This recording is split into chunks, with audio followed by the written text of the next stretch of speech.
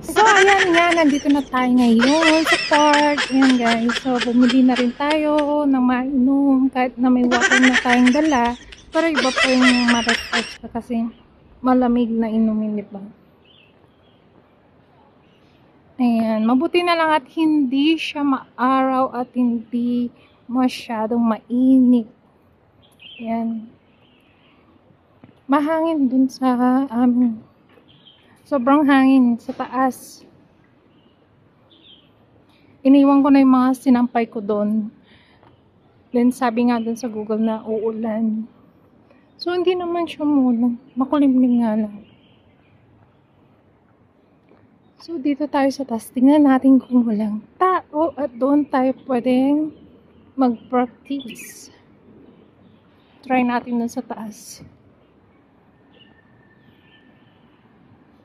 Naglalagas na rin yung mga bulaklak nitong ano. Itong bougainvillea.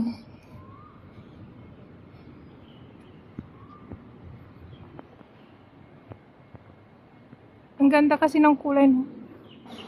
Matingkad ang kulay. Ay, may tao na isa. So, hindi natin pwedeng istorbohin. Kung dito naman masyadong mainit, no? Hindi naman masyadong mainit kasi hindi naman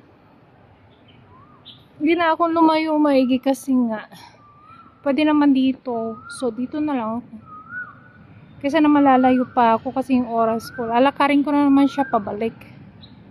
Maglalakad na naman ako pabalik. At ayun nga yung cactus. So, grabe. Ang ganda ng mga ano nyo.